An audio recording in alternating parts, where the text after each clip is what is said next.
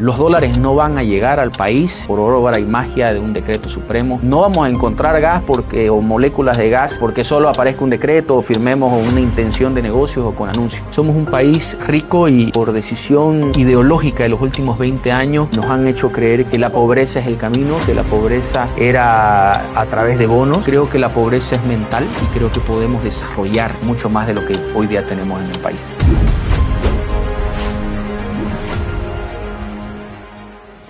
Bienvenidos a La Hora de la Verdad podcast en este nuevo capítulo que seguramente será apasionante como los otros. Patricia, ¿cómo estás? Muy bien, Ronald, aquí muy emocionada por arrancar ya en nuestro capítulo, que por supuesto va a estar muy interesante con el invitado que tenemos en esta oportunidad. Seguro que sí. Bueno, estamos en la semana de Bolivia y vamos a hablar mucho de Bolivia, de Santa Cruz también, pero desde la perspectiva de la economía. A ver cómo encontramos respuestas en ese sentido. Y para ello hemos invitado a uno de los actores más importantes en Bolivia que podría hablarnos de esto, a Jean-Pierre Antelo, presidente de la Cámara de Industria, Comercio, Servicios y Turismo de Santa Cruz. Bienvenido a nuestro podcast. Gracias, Ronald. Gracias, Patricia. Un gusto estar con la audiencia del podcast, compartir esta tarde de algunos comentarios, algunas respuestas sobre la economía, otras que seguramente nos van a llevar a debatir y a pensar, pero un gusto compartirlas con ustedes hoy, en especial en el mes patrio y también ya a puertas de lo que va a ser septiembre, nuestro mes aniversario como Santa Cruz. Así es. Bueno, previo a comenzar con varias preguntitas que hemos preparado, ¿usted se siente orgulloso de ser boliviano? Me siento orgulloso de ser empresario, de nacer en Santa Cruz, en Bolivia, de emprender, de tener mi familia acá, de dejar un legado, y justamente hoy el mensaje que mandábamos por el mes patrio de que lo que hagamos hoy día como líderes sea ese orgullo, pero algo que se sostenga en el tiempo. Así que soy orgulloso de nacer en esta tierra, de producir en esta tierra y de dejar un legado y que pueda ser sostenido en el tiempo. ¿Cree que no se hizo suficiente en 200 años? Justamente hoy empezamos el primer año del tercer siglo de Bolivia. Creo que es una oportunidad que Bolivia tiene de no cometer los errores que se hicieron en el pasado. Cada vez que nos enfrentamos a una crisis económica y recordamos todo lo que hay que empezar a rehacer, nos lleva a una reflexión, a quizás hacer las cosas distintas. Creo que esta es una oportunidad, requiere una agilidad, requiere una urgencia en la economía del país. Creo que durante 20 años hemos vivido un asedio hacia el sector privado, donde no se le dio su lugar, donde no se le dio el rol que necesitaba el sector privado, que quizás hubiera evitado la crisis que hoy vivimos todos los bolivianos. Creo que ese error no se debe volver a cometer, como no se puede volver a cometer los 53 días de bloqueo que afectaron no solo la vida y el desarrollo productivo del país, y son cosas que hoy, en esta oportunidad, cerca del 6 de agosto, podemos como bolivianos reflexionar y reconducir cómo concebimos la política, la economía y también el tema social del país. Seguro que sí. Bueno, hay un cambio político en Bolivia después de casi 20 años. ¿Hay también un cambio en la economía? ¿Hay señales en ese sentido, en esa dirección? En las elecciones, y creo que en la perspectiva de quienes decidieron el voto y el cambio de esta transición, no fue solo política, ha sido un cambio de visión económica. Nosotros hablábamos mucho de un ciclo económico agotado, donde se pensaba que el Estado podía resolver todos los temas, donde se agotaron los únicos recursos de financiamiento que tenía el país, donde se agotó uno de los recursos más grandes que tenía el país y de que nos generaba, que era el gas, y que hoy día estamos a puertas de una crisis energética por esta mala administración económica. Entonces creemos que se ha dado el inicio por una voluntad política a través del voto para cambiar no solo la política del país, pero la política económica. Una política económica que esté enfocada hacia aperturar mercados, hacia abrir más corredores económicos que nos permitan tener acceso a nuevos mercados, a mayores generación de fuentes de empleo, a hablar de productividad y de riqueza, que por mucho tiempo fue estigmatizado como si fuera algo, claro, cuando en realidad lo que necesitamos es que la población... El que generaba riqueza era mal visto, ¿no? Y el que generaba riqueza, el que se asociaba a ser empresario, de algún momento fue pensado en que estaba mal. Hoy día nos damos cuenta de que somos un país emprendedor con un espíritu y un ADN que es resiliente. Estuve recién y es una resiliencia que se nota en todos los departamentos del país. Estuve en La Paz hace 2 semanas y conversábamos con quien tuvo que levantarse después de los 53 días, abrir la persiana, porque no solo estaba en riesgo la subsistencia económica de su empresa, sino la de la familia. Correcto. Que si uno no trabaja, si no emprende, no llega al no hay ingreso, claro. El concepto económico y la voluntad política ha sido más que una decisión política, ha sido un cambio de rumbo económico en el país. Continuando con el tema de la economía, Jean-Pierre, ¿qué señales concretas debería dar el gobierno para generar confianza en el sector privado? Hay una palabra muy interesante que hoy día hay que sostener en el tiempo, y creo que las nuevas normativas o el paquete normativo que estamos esperando que se puedan aprobar y se han empezado a socializar es generar confianza. Los dólares no van a llegar al país por obra y magia de un decreto supremo. No vamos a encontrar gas o moléculas de gas porque solo aparezca un decreto o firmemos una intención de negocios o con anuncios. Lo importante de darle confianza a la población boliviana, a la inversión nacional y a la inversión extranjera, es con un paquete de normas. Hace unas semanas tuvimos la oportunidad de escuchar la ley de inversiones, que es positiva, que tiene que pasar con un sentido de urgencia a través de la asamblea que se pueda debatir, y eso va a empezar a generar normativas que generen atracción de inversiones, que nos puedan generar divisas, que el sector privado pueda tener la seguridad jurídica que tanto hemos hablado. Pero también necesitamos, con el mismo sentido de urgencia, hablar de una nueva ley de hidrocarburos, hablar de una nueva energía, hablar de las asociaciones público-privadas, en un debate que también se ha puesto con la urgencia que se dé, el 50-50 para la gobernación y los municipios. Pero aquí hay que decidir, o se reparte riqueza generando desarrollo, o vamos a repartir pobreza. Entonces creo que este tipo de confianza que necesita el país, que lo vimos cuando CAINCO organizó Visión Bolivia y llegaron más de 3.000 personas interesadas en invertir Bolivia, empresarios motivados con este movimiento, es generar esa confianza. Hace apenas unos meses, ¿no? Hace casi 6-7 meses que se originó esto. Y ahí nos dimos cuenta de que hoy Bolivia cumple 201 años y CAINCO ha acompañado 111 años más de la mitad. De momentos difíciles, de momentos cuando Santa Cruz pedía una conexión al tren para poder vender al occidente, pero también tuvo la capacidad de mirar el mundo como su mercado. Y creo que eso se debe ir generando con la confianza a los distintos mercados, que lo hacemos todos los días con el sector privado, la confianza firmando un contrato para llegar a mercado, cuando generamos confianza en abrir una empresa y cumplir con los contratos laborales para la generación de empleo. Confianza hoy y sostener creo que son las 2 palabras más importantes, sumado a un sentido de urgencia en la aprobación de leyes. Y en ese sentido han pasado 9 meses ya de gobierno. ¿Se puede darle una calificación o estamos todavía en expectativa? Una de las cosas que nosotros como CAINCO hemos manifestado es que no es nuestro rol calificar quizás la gestión de gobierno, sí apoyar las medidas que son correctas y sí también reclamar las medidas que el país necesita. Nosotros tenemos una obligación con nuestros asociados como voz del sector privado de demandar las políticas públicas que el país requiere. Coincidimos en que el rumbo y las medidas en el diagnóstico son correctos. Creo que todos compartimos que vivimos una crisis económica, que hay un dólar en alza, que hay una inflación, que los sueldos no alcanzan.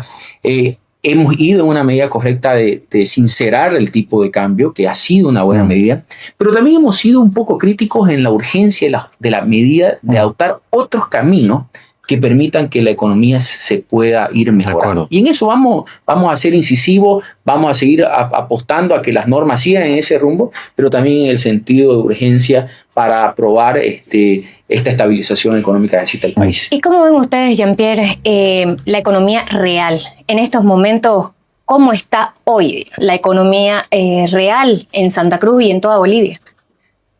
Hay 2 formas de analizarlo y obviamente Bolivia necesitaba ordenar su economía. La macroeconomía, que obviamente eso pasa por un sinceramiento de la economía del Estado, de las empresas estatales, del gasto y el déficit fiscal, pero también hay la realidad de las empresas y de las personas. Están sufriendo. O sea, las medidas que se han lanzado venimos de una crisis económica severa, ha habido un cambio político, hay la intención y hay una comparación en el diagnóstico económico en el cual compartimos, pero requiere una agilidad para la demanda que hoy día necesitan las empresas, la liquidez que necesitan es natural que en este sentimiento de que faltan divisas de hace más de 3 años, falta combustible para poder llegar a la... Sigue faltando, claro. Sigue faltando, siguen las colas. Entonces, eso requiere una agilidad que afecta el día a día de las empresas. Entonces, ese sentido de urgencia que hoy requieren las empresas tiene que venir acompañado de políticas públicas para poder ajustar eso. ¿Hay algún sector más golpeado que otro? Seguro que sí, hay sectores que se han podido adaptar mucho más rápido a la evolución y al cambio, pero sin lugar a duda el sector productivo hoy, por los tiempos que tiene el agro, no puede cosechar cuando... Una ventana corta. Quiera, entonces, por supuesto, pero también hay estos 53 días de bloqueo, no es que las industrias pararon y pueden volver a producir, entonces... Hay una afectación en toda la cadena logística y hacíamos una medición con el equipo económico de la Cámara y la afectación que ha tenido estos 53 días de bloqueo sumado a la crisis económica es mucho más fuerte que lo que hubo en la pandemia. Es mucho más fuerte que la pandemia. Mucho más fuerte que la pandemia por la focalización de los bloqueos, el impacto que ha tenido, el cierre de los negocios. Entonces, esto va a generar y puede generar un impacto significativo en el crecimiento del PIB y no es que lo vamos a recuperar en el corto plazo. Claro. Hay una adaptación y por eso es que necesitamos hoy día apoyar a la recuperación de todas estas empresas que si bien son resilientes, ya la resiliencia a veces necesita su contraparte, que es políticas públicas que le den financiamiento, que le den liquidez, que nos permitan respirar en momentos de dificultad para por lo menos en los próximos 12 o 15 meses recuperar la eficiencia que hay. Eso todavía no hay. Hoy día no. Hoy día las empresas se siguen ajustando, sigue habiendo la dificultad en la liquidez. Hay que trabajar en las normativas, la seguridad jurídica todavía no viene, seguimos... Recién se acaba de aprobar un presupuesto general modificado que sí al séptimo mes sinceriza de alguna manera la realidad económica del país, pero seguimos con un déficit todavía bastante alto. En próximos meses tenemos que empezar a discutir el nuevo presupuesto general del Estado. Ahí vamos a ver cuánto se va a invertir en obras públicas, cuánto va a ser verdaderamente la reducción que tiene que partir de parte del Estado y por supuesto cuál va a ser el rol del sector privado en toda esta reconstrucción económica que nosotros creemos que debe ser esencial, al igual que la participación de los organismos multilaterales. Por supuesto. Siguiendo con el tema, para que vaya, para que no se seque la voz. Siguiendo con el tema de la inversión, por ejemplo, ¿usted cree que se está frenando la inversión o simplemente cree que se está postergando? Las inversiones encuentran países que son atractivos. Si bien el sector privado ha sido resiliente, ha seguido apostando, ha seguido invirtiendo, sin lugar a duda, en los últimos meses ha tenido un freno, no solo por el temor, por los bloqueos, por la resistencia, por la burocracia, por la corrupción que todavía nos sigue afectando en el país. Encuentra otros mercados. Entonces, Bolivia no es el único país para la inversión extranjera. Hay otros países que competimos y la inversión boliviana requiere de capital naturalmente que tiene que venir del sistema financiero o tiene que venir a través de fondos internacionales para poder seguir invirtiendo, para poder ser productivo. Comparamos, por ejemplo, mucho lo que ha hecho Paraguay en tema de agricultura y ganadería y lo comparamos con Santa Cruz. Si hacemos esa simple comparación, Paraguay nos ha pasado por mucho y Bolivia tiene mucho más talento que eso. Y mucho más espacio y mucho más potencialidades, ¿no? Y lo único que necesitamos para ese tipo de inversiones es aprobar biotecnología, avanzar mucho más rápido hacia nuevos mercados, aprobar corredores que no solo tengamos que salir por un puerto, tenemos los puertos para salir a través del Atlántico, buscar cómo seguir saliendo por el Pacífico. Bolivia necesita otras salidas para poder encontrar nuevos mercados. Oye, ya vamos a hablar de los puertos, de las alternativas para el tema de bloqueos también, que ojalá no se vuelvan a dar, ¿no? De una manera tan terrible. Vamos a hablar de las potencialidades bolivianas. Ustedes en CAINCO, ¿cuántas empresas están afiliadas en CAINCO? Más o menos, digamos. CAINCO suma todos los días alrededor de 10-15 empresas que son afiliados. Debemos estar alrededor de 3.000 empresas activas. 3.000 empresas activas. Y representa hoy 45% del PIB nacional. 45% del PIB nacional. Wow. En las distintas rubros, en comercio, servicios, industrias y turismo. Una cámara donde tienen una representación global desde el emprendedor hasta la empresa más grande que existe en este país. De acuerdo. Y justamente en ese cambio de visión en los 110 años, nosotros decíamos una visión que se transforma en futuro porque tenemos la representación, sabemos las dificultades que es del sector privado, pero también las potencialidades en las que seguramente vamos a conversar ahora. Claro. Ahí va la pregunta. Este país tiene tantas cosas, ¿no?, maravillosas como potencialidades. ¿En qué podemos ser? ¿En qué Bolivia puede ser potencia mundial y no lo estamos siendo? Nosotros hicimos un diagnóstico en el Foro Económico del año pasado donde identificamos 5 sectores que podrían darle las ganancias tempranas a la economía del país. Ganancias tempranas significa que la población sienta un alivio económico, que tenga fuentes de empleo, que tenga la economía para seguir desarrollándose.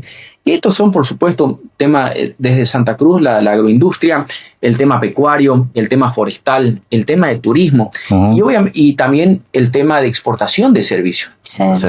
Hay muchos departamentos que tienen servicios y 2 sectores que tienen un potencial muy grande a mediano plazo, porque obviamente requieren de mayor inversión, de mayor planificación, de mayor normativa, que es el sector de hidrocarburos y el sector de minería.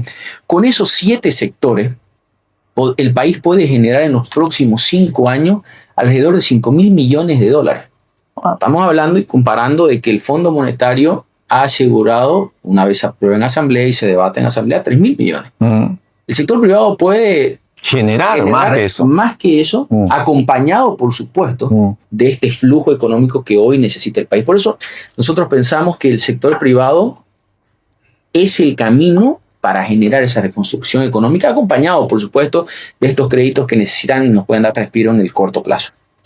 Ahora, por ejemplo, si le preguntamos qué país usted cree que deberíamos mirar como ejemplo para hacerlo igual o similar, por ejemplo. Bolivia tiene un reto hoy en día que es la entrada al Mercosur. Nosotros vamos a entrar a competir con gigantes como ser Brasil y Argentina, pero tenemos el ejemplo de Paraguay que supo amoldarse y acomodarse en un país mucho más pequeño, con menor sector industrial que tenemos nosotros, con una menor población, pero supo ajustarse. Podemos compararnos con Paraguay, que al final antes tenía un mercado natural que solo le vendía a Argentina, pero luego encontró en Brasil un socio comercial que hoy día la mayor capacidad de su producción la vende y ha encontrado mecanismos de exportación a otros mercados. Creo que si nos comparamos con la región tenemos mucho para crecer. Nosotros tenemos frontera con Brasil, un mercado que puede ser en expansión, que puede comprar gran parte de nuestra producción sin desatender el mercado interno. Yo creo que Bolivia tiene muchas más bondades hoy en día y oportunidades que otros departamentos, otros países que puedan generar... Además es más diverso, ¿no? Diverso. O sea, desde chocolates hasta castaña y un montón de otros productos. Y además que la ubicación geográfica nos permite, más allá de los bloqueos, que es un tema que hay que solucionar. Yo decía en una entrevista, no puede volver a pesar más la piedra que el diálogo en las mesas y en las decisiones políticas. La ubicación geográfica de Bolivia le permite estar en el centro para salir a cualquier mercado, en una producción, en una atracción de inversiones, y no solo en la agroindustria, pero servicios tenemos un potencial.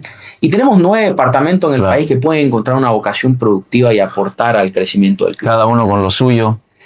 Cada uno con lo suyo. Hoy en día Santa Cruz naturalmente se ha convertido en un polo y en un destino de los 9 departamentos del país que vienen a encontrar mejores días, a producir, a abrir sus negocios.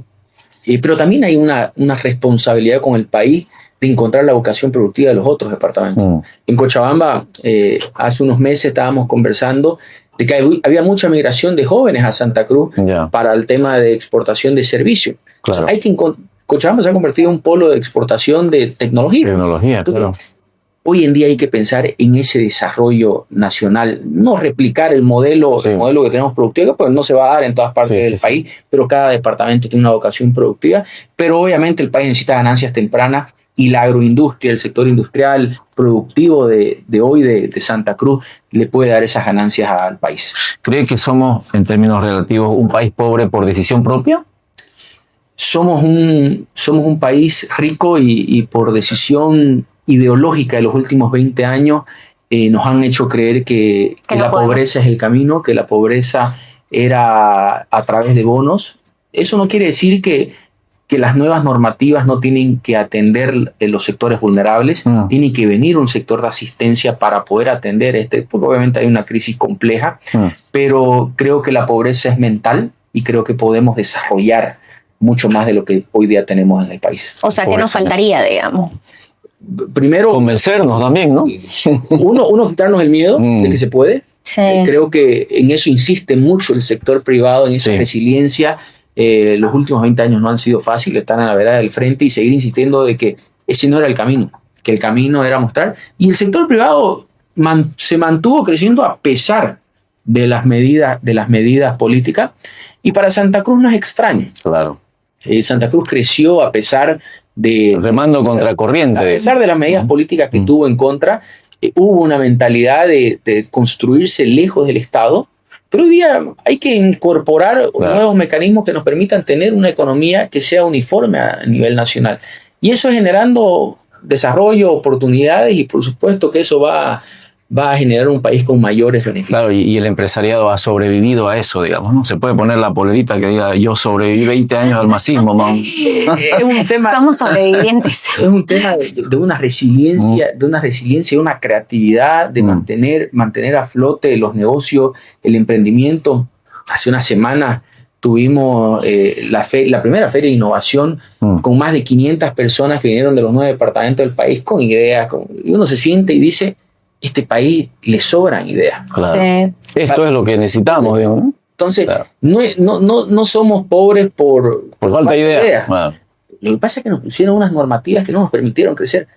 En realidad, lo que el sector privado siempre dijo es, déjennos el espacio para trabajar. Exacto. Nada más. Si nos dan las condiciones, Claro. podríamos haber superado países como Paraguay, podríamos estar vendiendo a Brasil, podríamos haber tenido y ser parte de corredores, pero ese es el gran reto en este primer año del tercer siglo.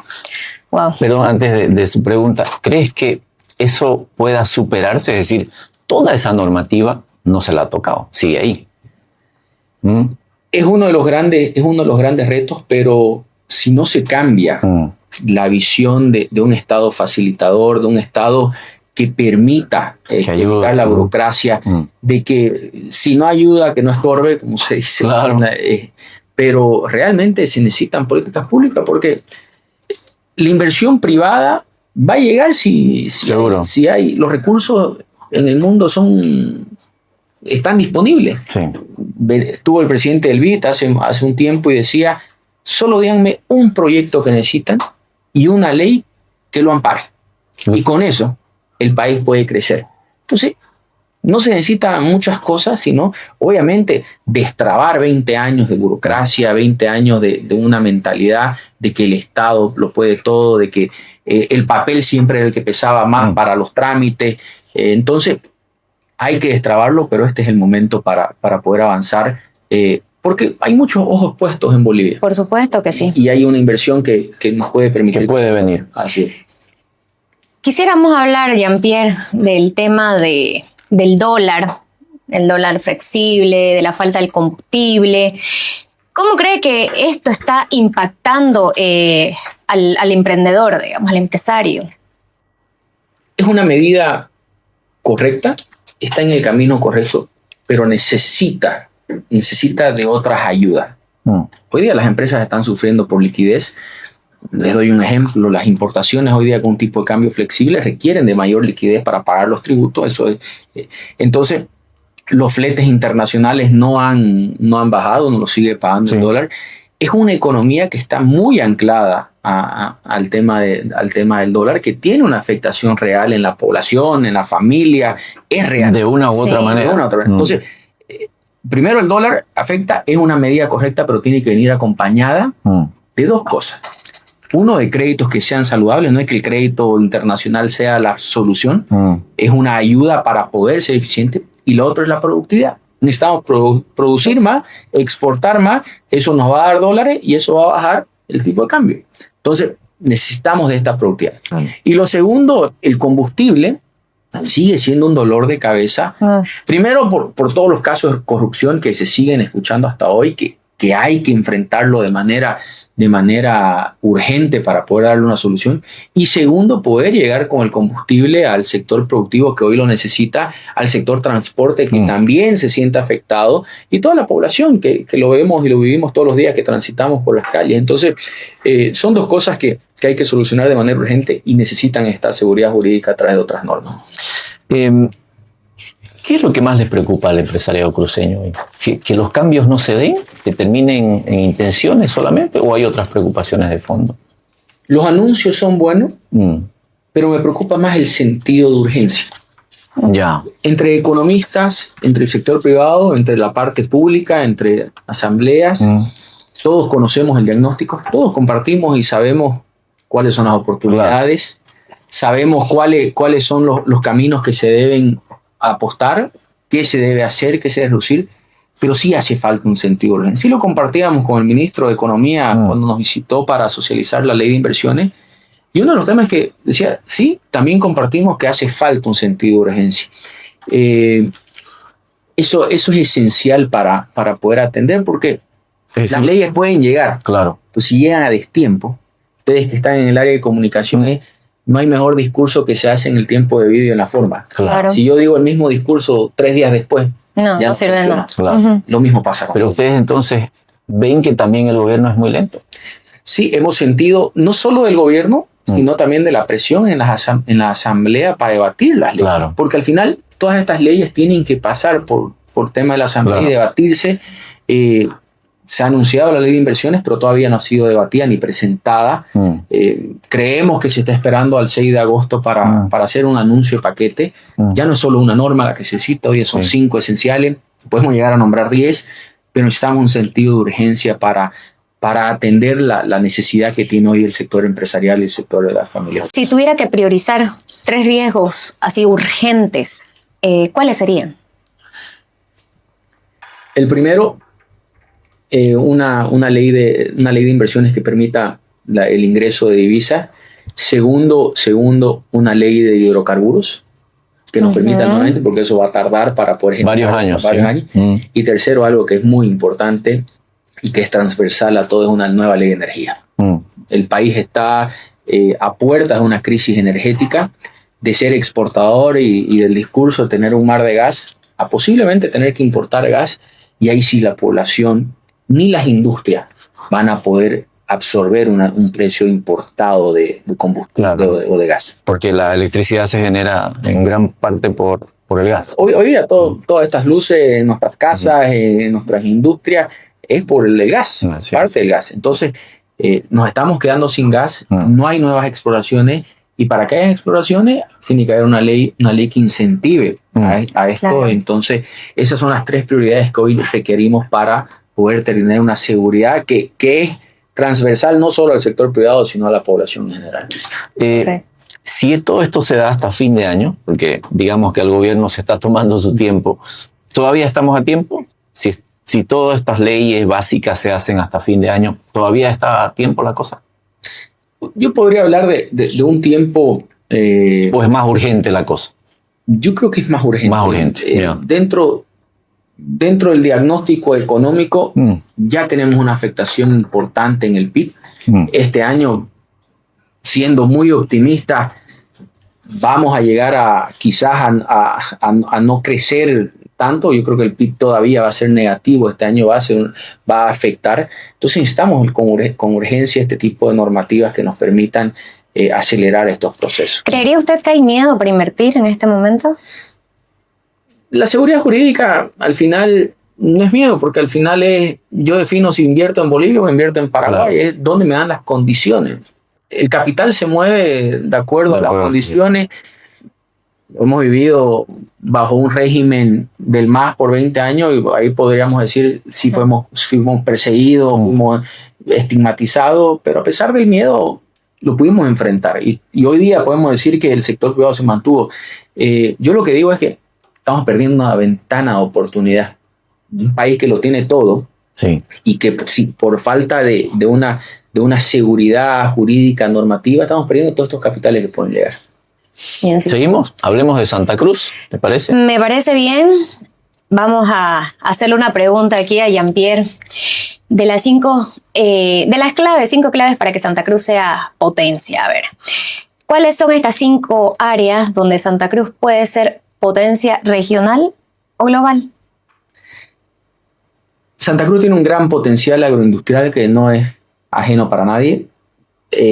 Si hay incentivo al tema de la biotecnología, podemos llegar a ser una potencia regional y llegar a mercados que hoy día requieren, como el mercado asiático o el mercado americano que hoy día van a buscar. Si saltamos al tema industrial, tenemos el etanol, que puede ser un gran jugador importante en la industria, que en algún momento empezó como ingenios azucareros, pero hoy día puede jugar un rol importantísimo en la seguridad energética del país. Santa Cruz tiene un talento emprendedor que puede generar servicios y turismo. Nosotros creamos, lamentablemente justo salió en la pandemia el Buró de Convenciones. Santa Cruz se ha convertido en un destino, y por eso que tanto insistimos con el hub de Virubiru, porque puede ser un destino para inversión y no solo de infraestructura aeroportuaria de carga, pero también para el turismo de negocio. Vemos grandes ciudades como Lima, como Bogotá, y Santa Cruz está a 2 horas y media de logística para llegar en estos eventos. De todos lados. Y hemos visto que cuando hay una convocatoria desde Santa Cruz, llegan de todos los rincones del país y del mundo para atender conferencias. Entonces, eso genera divisas, eso genera un ticket mucho más alto. Entonces, Santa Cruz hoy día se puede convertir en ese potencial de turismo de negocio.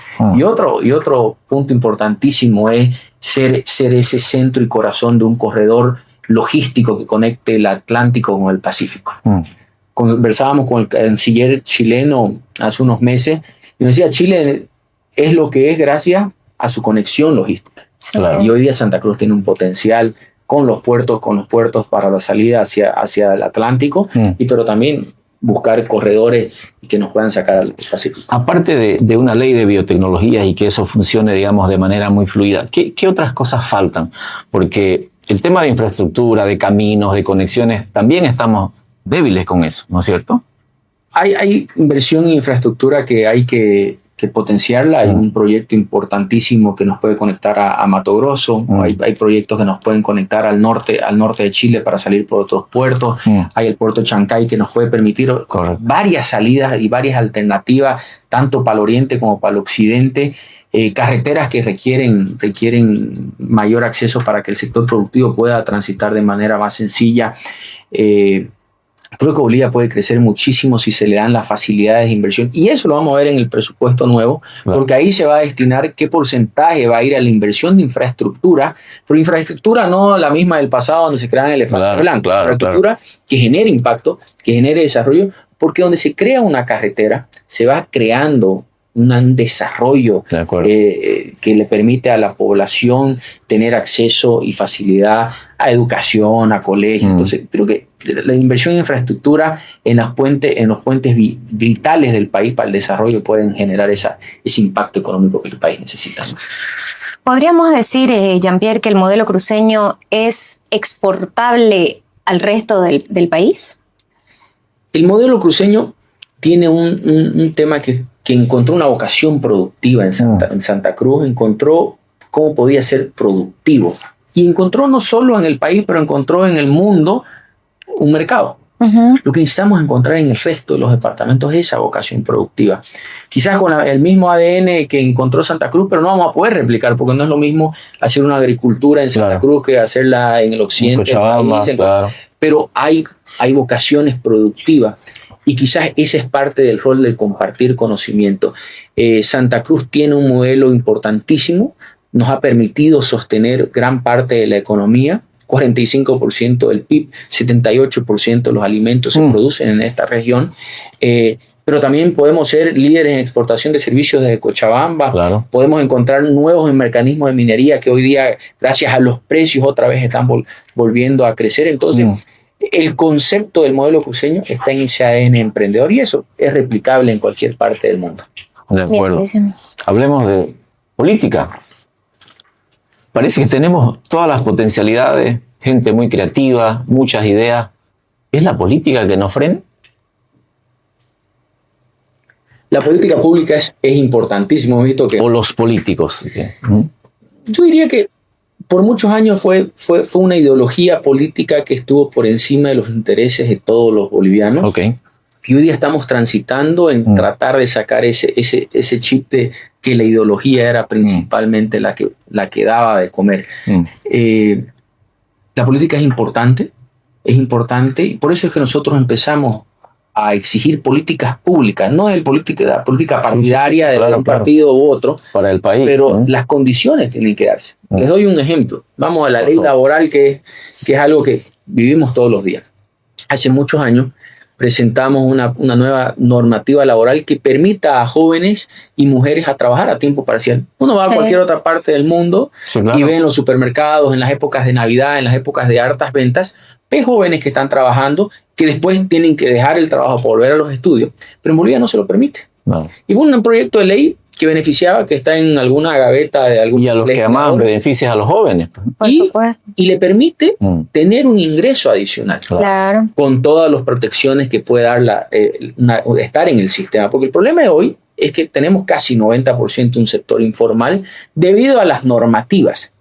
Y lamentablemente, las normas las establece la política, la clase política. Entonces, por eso es que nosotros, desde la Cámara, somos incisivos en las políticas públicas, no solo en los proyectos económicos, porque al final terminan siendo un diagnóstico, pero pasan a esa viabilidad política que se debe implementar para poder tener esas condiciones que el sector privado. Y que beneficie directamente a la gente, ¿no? Finalmente. O sea, lo que pasa es que la política tiene que, al final, la política responde al voto de la gente. Y cuando llegan al ejercicio político debe responder también a esa demanda que quienes votamos por ese partido político o por esa persona tiene que responder con esa confianza. Y por eso es que hoy día hay que reclamar lo que en elecciones se pedían. Y ese sentido de urgencia de políticas públicas hoy son las que nosotros demandamos para dar esa tranquilidad al país. ¿Usted cree que hay diálogo real entre el gobierno y el sector privado? Hay una mayor fluidez del diálogo. No, en el pasado era muy difícil dialogar, se lo intentó. Nos levantamos muchas veces de las mesas de diálogo porque no había esa escucha.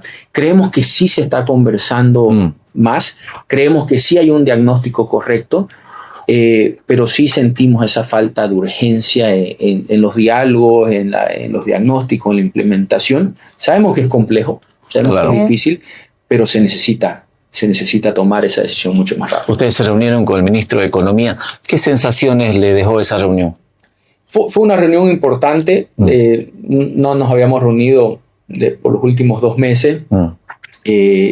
Queríamos escuchar cuál era la ley de inversiones, porque al final las leyes que se vayan aprobando tienen que ser de interés de a quienes va a afectar, por supuesto, o a quienes va a beneficiar de alguna manera. Si la ley de inversiones, como fue el caso del ministro de Economía, tuvo sentado a quienes eran posibles inversionistas en un futuro con este nuevo marco legal, lo mismo tiene que suceder con una nueva ley de minería. Tiene que convocar a los sectores que van a estar involucrados en una ley general de trabajo. Entonces, sí sentimos que hay un diálogo más franco. Lo que sí necesitamos es que pasar de los anuncios a pasar a los resultados. Ok. ¿Te parece si saltamos esta parte que ya nos habló un montón? Sí. ¿No? Hablamos de las rutas. De las rutas. Vamos a ir a hablar de los bloqueos que tanto han perjudicado y que es importante generar un cambio de mentalidad en este país de que no todo se puede conseguir con los bloqueos.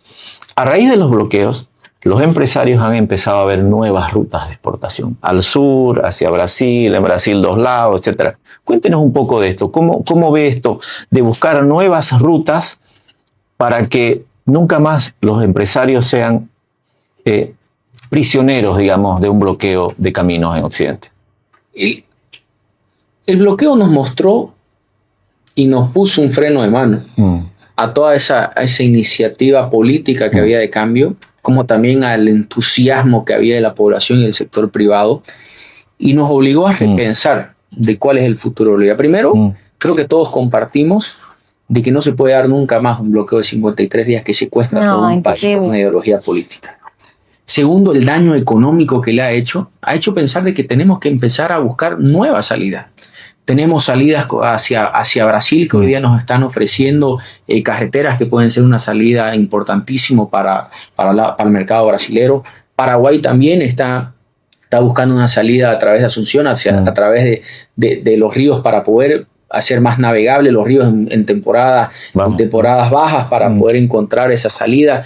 Hay nuevas salidas hacia también en la parte del occidente del país a través de los dos puertos que hay, como Chancay, también de nuevos puertos chilenos que están buscando. Entonces eso nos ha abierto la mente y también tenemos que empezar a focalizar esas inversiones que nos puedan permitir salir a través de distintos nodos. Este es un país con tantas fronteras, con tantas que hoy día naturalmente no podemos volver a ser secuestrados como país solo por un tema ideológico, y eso nos tiene que obligar a pensar en nuevas rutas de salida. Es mucha inversión la que se necesita, por ejemplo, en el tema del Canal Tamengo o en otras alternativas, el llegar a la ruta de la bioceánica que va por Paraguay. ¿Se necesita mucha inversión o no es tanto? Yo digo, y hoy día hay la experiencia, el Canal Tamengo tiene 3 puertos, está Puerto Aguirre, Puerto Jennifer, está Gravetal, son 3 puertos importantísimos que fueron inversiones totalmente privadas. Sí, claro. Que hoy día lo que necesitan, y conversaba con algunos expertos en puerto, que quieren una inversión mínima de $10 millones para hacer la limpieza y hacerla un dragado y hacerlo navegable todo el año.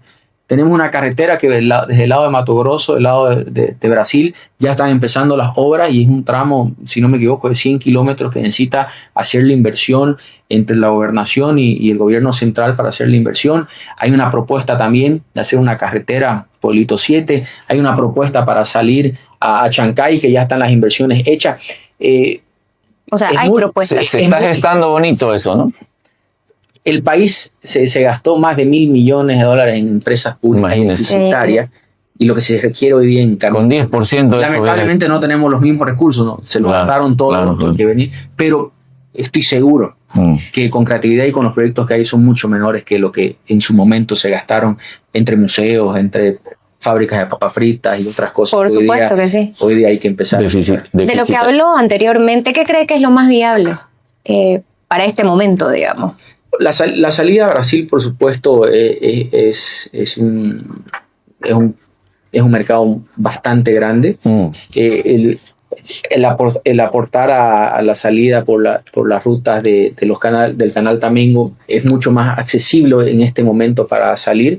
Y luego ir viendo las otras rutas que se están planteando a través del occidente también. Hay que hablar de la inversión del tren para conectar la vía férrea entre Occidente y Oriente, que también es importante. Entonces, son propuestas que hoy día hay que focalizarlas, quizás para los próximos 5 años, focalizar en unas 3, y con eso les puedo asegurar que podemos llegar con nuestros productos sin problema a cualquier parte del mundo. Perfecto. Hablemos de Caínco entonces ahora. Exactamente, aquí hay una pregunta que estoy ansiosa para hacerla. Por primera vez en Bolivia, a través de su persona, entró al consejo de la World Chambers Federation. ¿Qué significa este logro para usted? Bueno, en lo personal, la verdad que un sentido inmenso de que cualquier boliviano puede llegar a asumir uno de los cargos más importantes dentro del sector privado.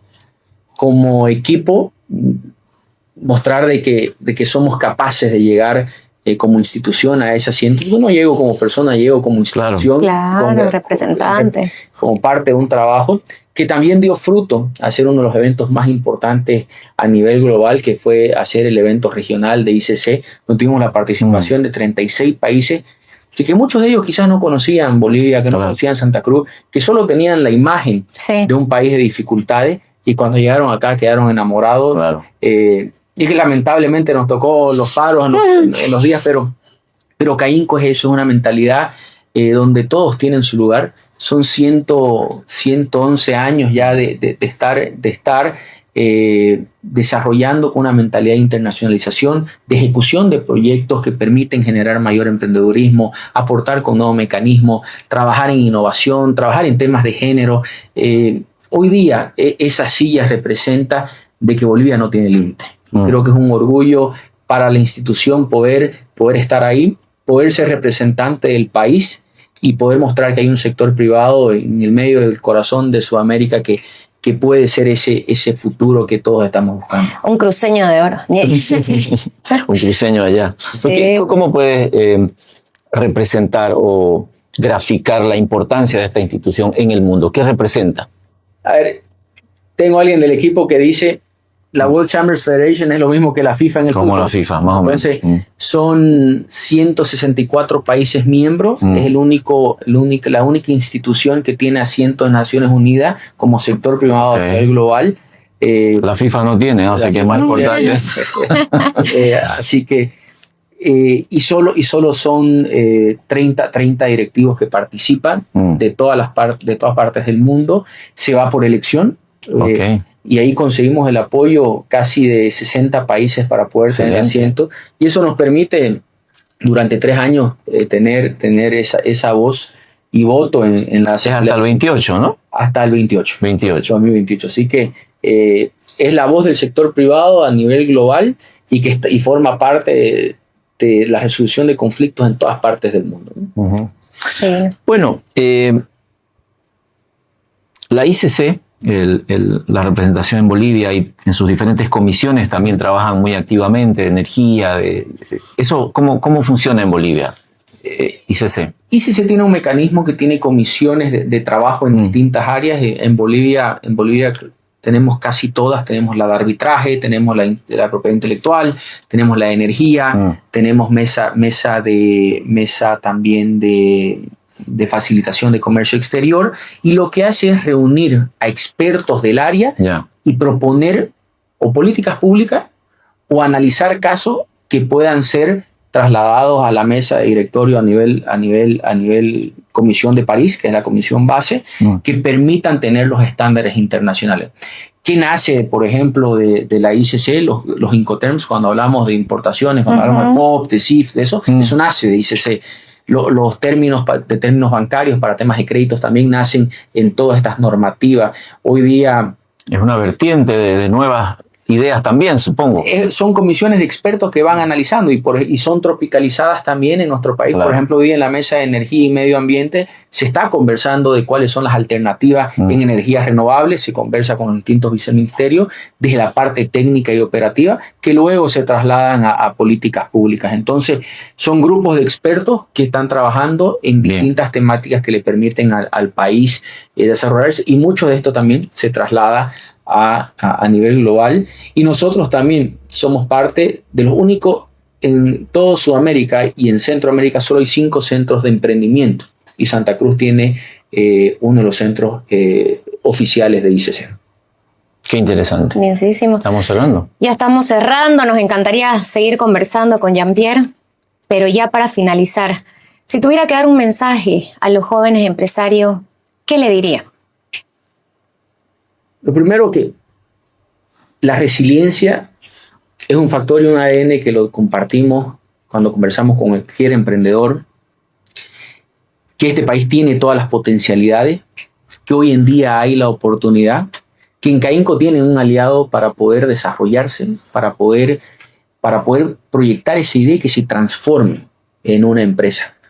Hoy día, el emprendedor boliviano, el emprendedor cruceño, el joven, tiene la oportunidad de ser protagonista del cambio del futuro. Hoy día estamos resolviendo los problemas que vamos a dejar de herencia a quienes vienen después, y esa es parte de esa juventud que hoy día emprende, que sigue apostando por el país y que no puede agotarse con esa resiliencia que tenemos como un ADN emprendedor. No hay empresario pesimista, dice, ¿no? Porque si no, no sería empresario. ¿Usted es optimista en Bolivia? Yo creo que el optimismo no se pierde. Viendo tantas oportunidades en el país, te invita y te motiva a levantarte cada día a seguir trabajando por él. Y creo que eso es parte del liderazgo empresarial, parte de esa motivación que hay. Entonces, el optimismo se construye en este país día a día, y te levanta y te construye y se crea todo lo que hoy lo tenemos y que puede ser el futuro de este país que todos anhelamos, y de esa Bolivia que siempre digo, esa Bolivia que queremos, productiva, sostenible y y con puertas al mundo. Y sin bloqueo. Sí, sin bloqueo, por favor. Jean-Pierre Antelo, presidente de CAINCO, muchas gracias por estar con nosotros. Les agradezco a ambos por este espacio de compartir en Mes Patrio y también ya a puertas de septiembre, donde vamos a tener, por supuesto, el mes de Santa Cruz y Expo Cruz, que también siempre nos sorprende. La gran ventana. Así hemos conversado con Jean-Pierre Antelo, presidente de CAINCO. Será hasta una próxima oportunidad. Gracias, Patricia. Gracias, Ronald. Hasta una próxima.